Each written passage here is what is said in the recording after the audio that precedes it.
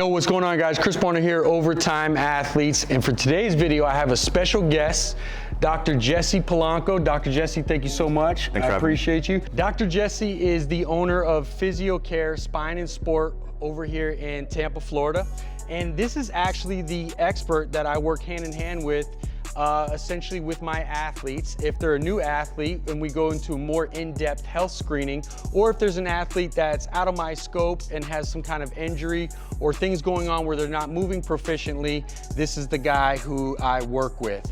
And for today's video, what I want to go over is one of the biggest questions that I get, especially obviously being able to help accelerate athletes with their vertical jump and increase their force output, is a byproduct of that is a lot of them get jumper's knee. Right. Now, what are some of the ways that it's a common thing for you, what are some of the ways that you essentially alleviate that and help an athlete jump more proficiently? Okay, so jumper's knee is really common, and simply put, jumper's knee is just inflammation of the patellar tendon, caused by various reasons. Some of the things that cause jumper's knee are either you have the knee joint, it's between the ankle and the hip. If you have a dysfunction at either above or below the knee joint, you may end up with the knee taking too much stress.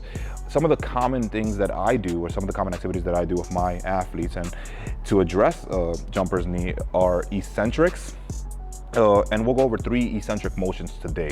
So let's go over here, Chris. Okay. So the first eccentric motion we're gonna go over is a squat with a band. So you'll get this band. So you'll want that band set up right at level with your knees. Really have a strong band, trust the band, sit back into the band. You wanna make it seem as though if the band were to disappear, you would fall backwards. You are really using the band to support yourself. So you're gonna sit back, using the band to keep you upright. Come on up. You sit back at a rate of maybe 8 seconds from standing tall to your femur or your thigh being about parallel to the ground. So think 8 seconds down. It's a really slow eccentric motion.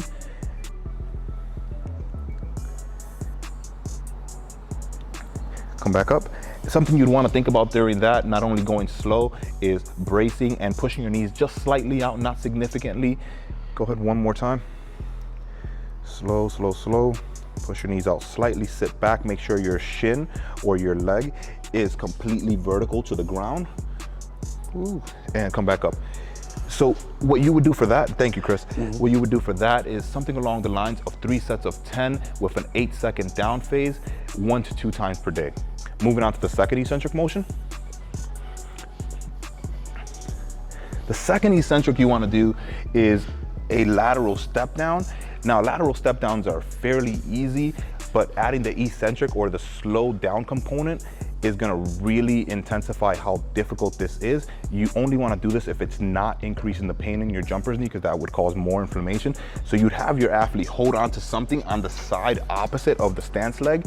You would have them dorsiflex up and then squat back. So it's not just down, but sit back, trying to keep your shin vertical. Keep going, keep going, keep going. Let's say right there, stop, come back up.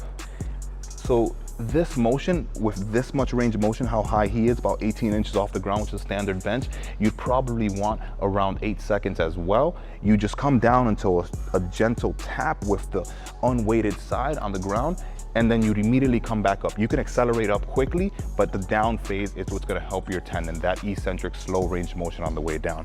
So moving on to the third exercise that you may wanna do for this.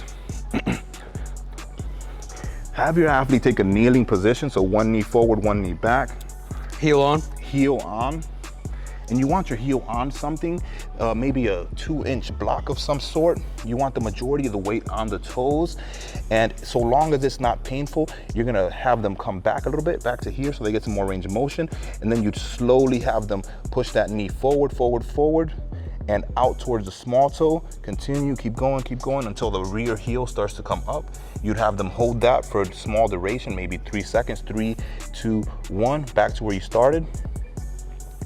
Do it again, and you're thinking 5 seconds of that motion, of that forward motion, with a 5-second hold in that position, so long as it's not painful, and then back to where you started. And you would do something along the lines of 3 sets of 5 of this one.